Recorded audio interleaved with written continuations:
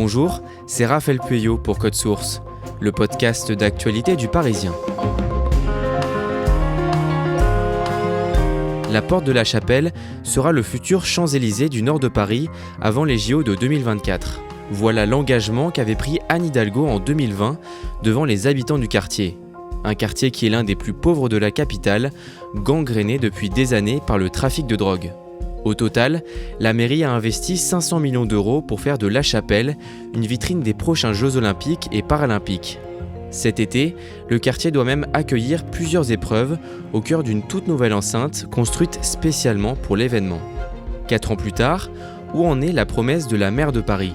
Est-ce que tous ces investissements ont permis de changer le quotidien des habitants ? On fait le point aujourd'hui avec 2 journalistes de l'édition de Paris, Paul Abran et Pauline Darvé.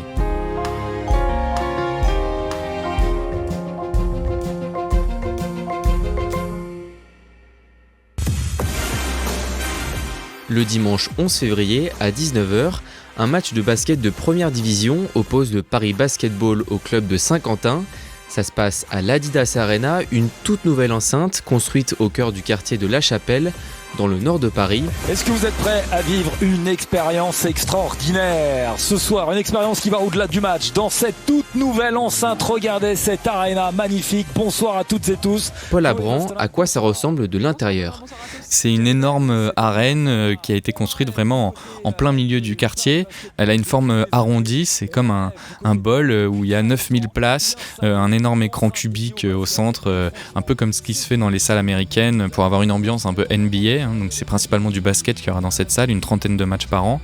Il y a ce qu'ils appellent un sky bar tout en haut de la tribune, c'est une sorte de grande terrasse panoramique qui donne une vue plongeante sur la salle, des loges, des salons pour les VIP. Donc on est vraiment sur un écrin sportif et qui va aussi accueillir des concerts. Par exemple, il y a le rappeur Zola qui est programmé au mois de mai. Juste avant la rencontre, Pauline Darvé, vous assistez à l'inauguration officielle de l'Adidas Arena, qui accueillera cet été plusieurs épreuves des Jeux Olympiques et Paralympiques. Quelle est l'ambiance sur place ? Il y a une ambiance plutôt joyeuse, il y a effectivement beaucoup d'habitants du quartier qui sont là, qui ont été invités par la mairie du 18e ou par des associations locales. Les gens du quartier trouvent ça très beau, il y a une mère de famille qui me dit que c'est grandiose, que tout le monde attendait ça depuis longtemps et elle pense que ça va vraiment changer le quartier.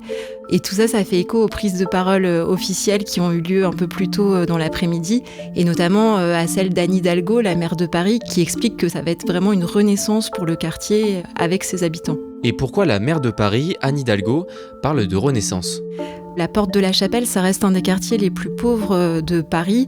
Il y a beaucoup de difficultés qui se cumulent dans cet endroit. Il y a le trafic de drogue, il y a des problématiques liées à la consommation de crack notamment. Et les habitants disent qu'ils se sentent un peu abandonnés des pouvoirs publics. Pour comprendre pourquoi l'un des quartiers les plus pauvres de Paris est aujourd'hui en pleine mutation, il faut revenir plusieurs années en arrière, le 13 septembre 2017. Ce jour-là, Paul Abran, plusieurs délégations sont réunies à Lima, au Pérou, pour connaître le nom des villes qui accueilleront les Jeux Olympiques de 2024 et 2028. C'est un moment assez historique parce que c'est le jour où on apprend que Paris sera la ville hôte des Jeux de 2024. Ce jour-là, il y a la maire de Paris, Anne Hidalgo, qui est sur scène, qui brandit une affiche Paris 2024 et son homologue de Los Angeles qui hérite de l'Olympiade suivante en 2028. Paris 24, Los Angeles. Ça y est, félicitations à Paris, ce qui est inscrit sur l'écran géant. Il y a des scènes de joie, il y a toute la délégation française olympique qui est assez euphorique, qui chante sur du Johnny Hallyday. Et les Jeux, comme dit Tony Estanguet, le président de Paris 2024, les Jeux sont ramenés en France. Pauline Darvé, ça représente quoi les JO pour une ville comme Paris ? On peut dire que c'est un événement d'une ampleur inédite. Il y a 15 millions de visiteurs qui sont attendus, plus de 10 000 athlètes. Donc il y a des travaux importants qui doivent être faits et dans des délais assez courts. Donc les élus répètent que c'est un vrai accélérateur pour transformer la ville. Il y a par exemple tout un chantier qui est mené pour améliorer la qualité de l'eau de la Seine. Et c'est la même chose pour la transformation d'un quartier comme la Porte de la Chapelle. Dans les mois qui suivent, le comité d'organisation des Jeux Olympiques dévoile en détail les principaux chantiers en vue de l'été 2024. L'un des plus importants se trouve dans le quartier de La Chapelle. C'est la construction d'une enceinte sportive de 9000 places. Pauline Darvé, d'abord, à quoi ressemble ce quartier ? C'est un quartier qui se situe tout au nord de Paris, qui est très enclavé. Donc il y a le boulevard périphérique au nord et de part et d'autre, il y a les rails qui mènent à la gare du Nord et à la gare de l'Est. Il y a certains habitants qui considèrent même que c'est une presqu'île, donc c'est un quartier qui est un peu coupé du monde. C'est aussi un endroit où il y a beaucoup de logements sociaux, 45%, et donc on peut dire que c'est un quartier très populaire. La Chapelle fait partie du 18e arrondissement de Paris, et c'est un quartier qui a été à une époque un dépôt de gaz et de charbon, avant de connaître de grands projets urbains. Oui, il faut déjà savoir que La Chapelle, c'était un village qui a été absorbé par Paris à la fin du 19e siècle. C'est une voie d'entrée de Paris, toutes les portes de Paris, et notamment la porte de La Chapelle, sont des territoires qui très longtemps ont été mis au service du fonctionnement de la capitale. C'était l'endroit où on livrait le charbon et le gaz pour tout le reste de la capitale. Paris change de visage, Paris veut être en prise directe avec son siècle, et c'est une des raisons pour laquelle tant de chantiers sont ouverts. Chantiers spectaculaires pour un nouvel urbanisme, pour un nouveau tracé de la voirie, aussi bien que pour un système hospitalier mieux adapté aux exigences de l'an 2000.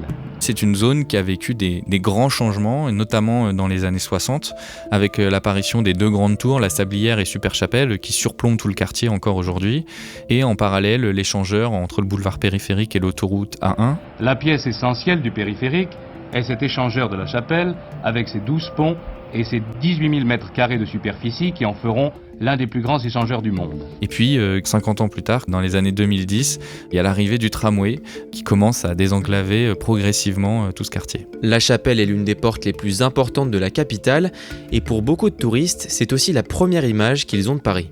Oui, donc il y a le boulevard périphérique qui passe à la porte de la Chapelle, l'accès à l'autoroute A1 qui mène à l'aéroport Charles de Gaulle, donc on a beaucoup de touristes qui rentrent à Paris par cette voie-là.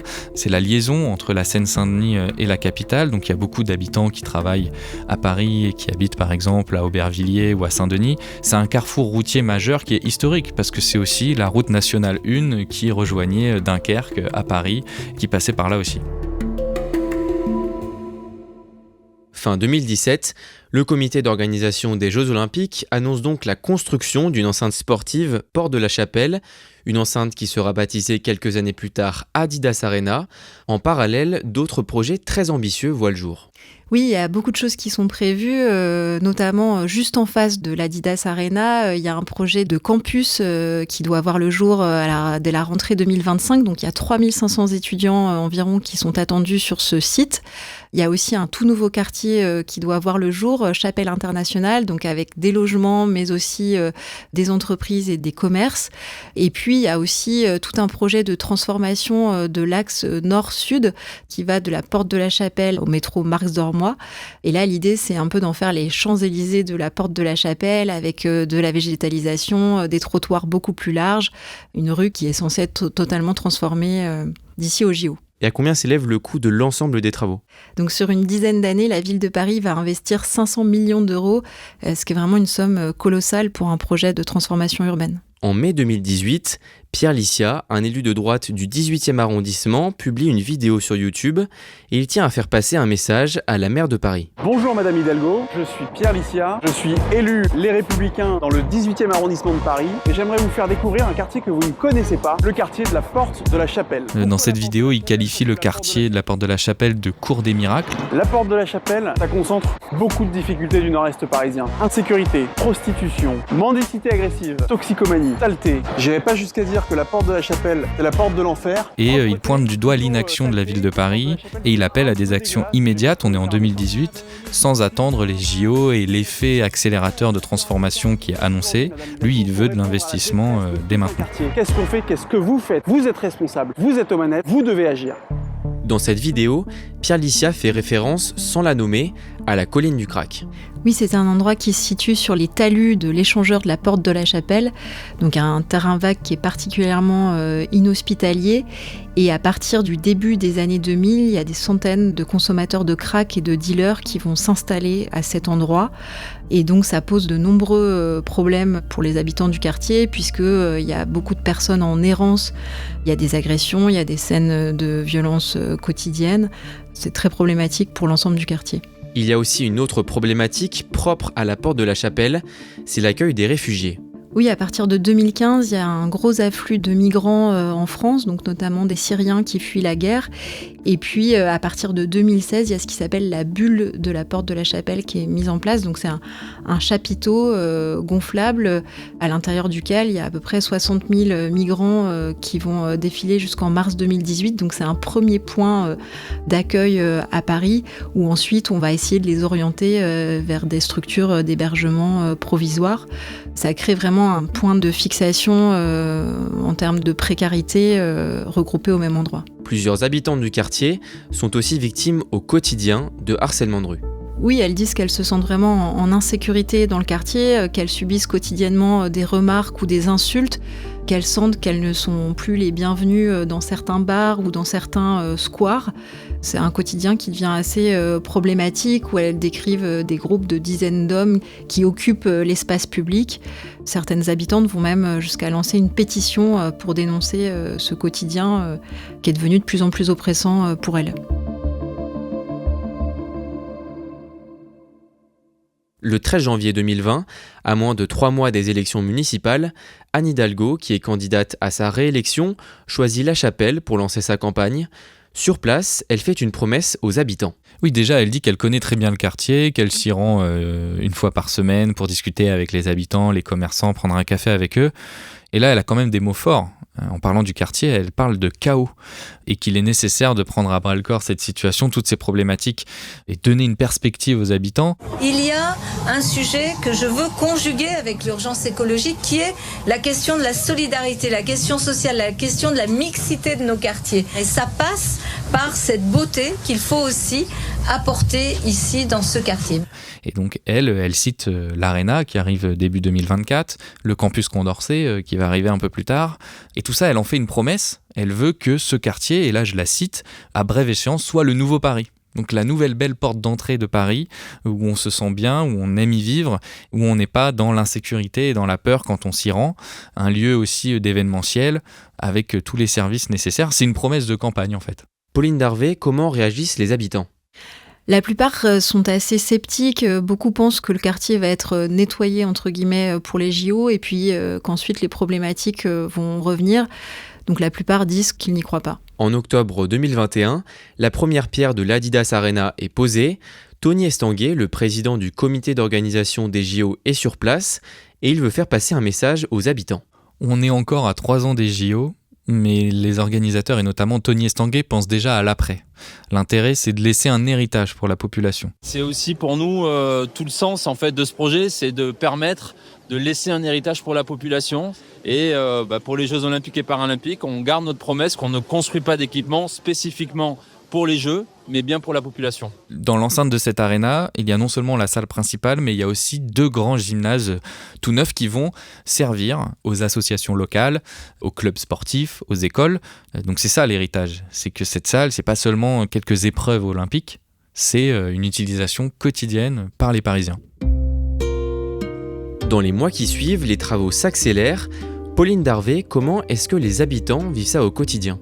Au quotidien, sous leurs fenêtres, ils ont le bruit des marteaux-piqueurs. Il y a les grues aussi qui sont à l'œuvre. Et c'est vraiment le chantier dans tout le quartier. Et les habitants voient d'abord ça comme des nuisances quotidiennes qui se rajoutent à un quotidien déjà très compliqué. Et puis, quand ils regardent l'aréna qui est en train de se construire, ce que la plupart disent, c'est encore une fois, de toute façon, ça ne va rien changer. Globalement, personne n'y croit. En juin 2023, vous signez tous les deux un article avec en titre cette question. Les JO vont-ils vraiment métamorphoser La Chapelle ? Paul Abran, est-ce que grâce aux investissements urbains, le quartier est parvenu à régler les problèmes d'insécurité liés au trafic de drogue, tout en attirant des entreprises et de nouveaux habitants ? Il y a eu des évolutions. La colline du Crac a été démantelée en 2019, qui était le point noir du quartier de la Porte de la Chapelle. Malgré ça, il reste encore du trafic de drogue, des consommateurs de crack.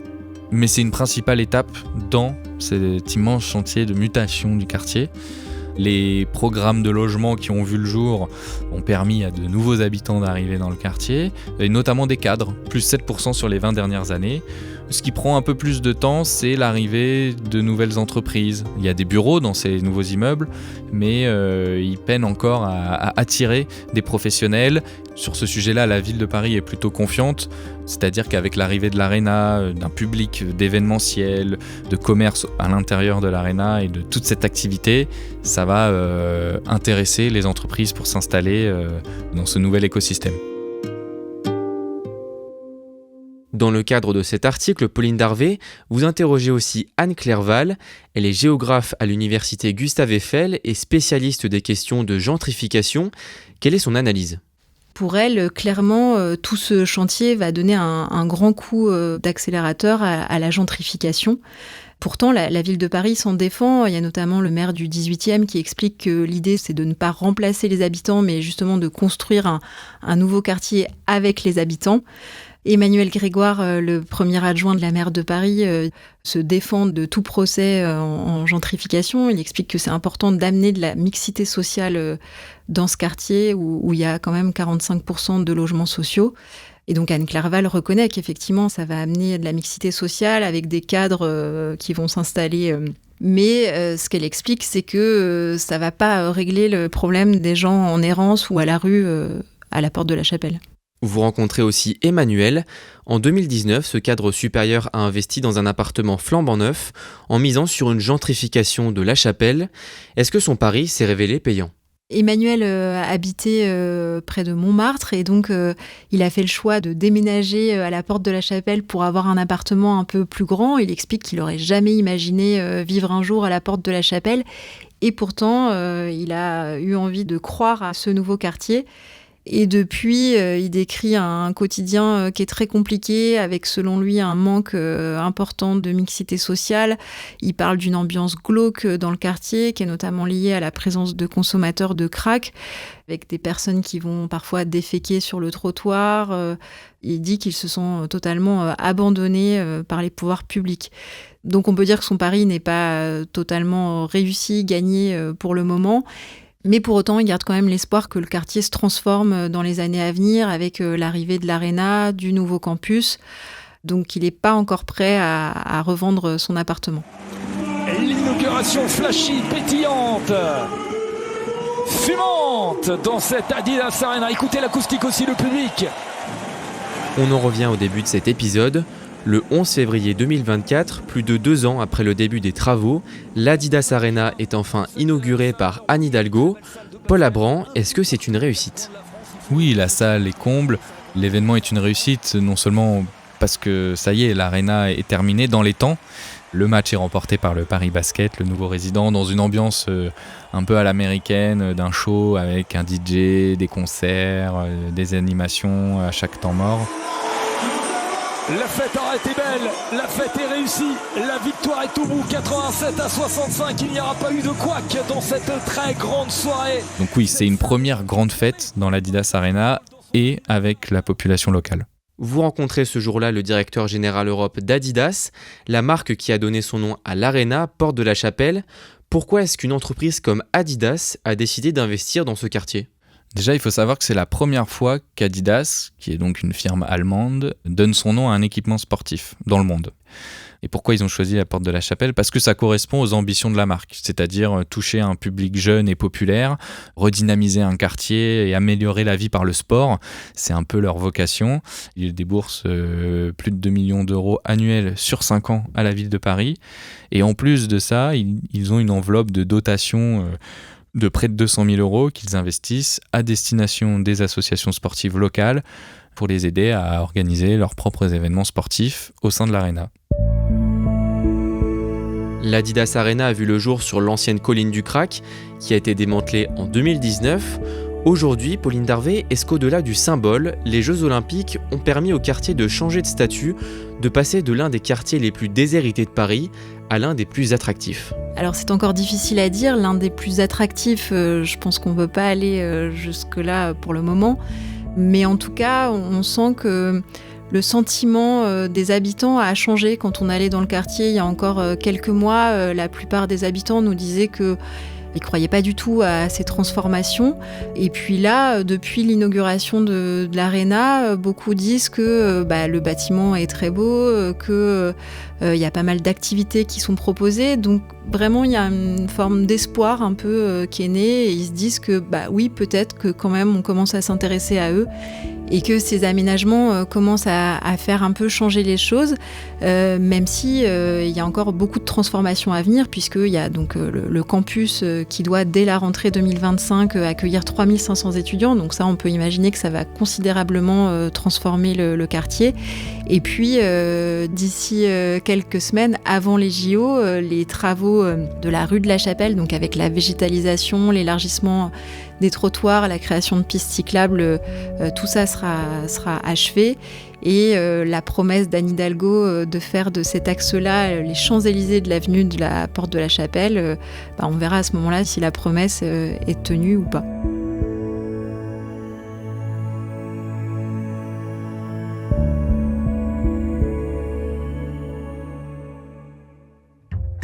Merci à Paul Abran et Pauline Darvé.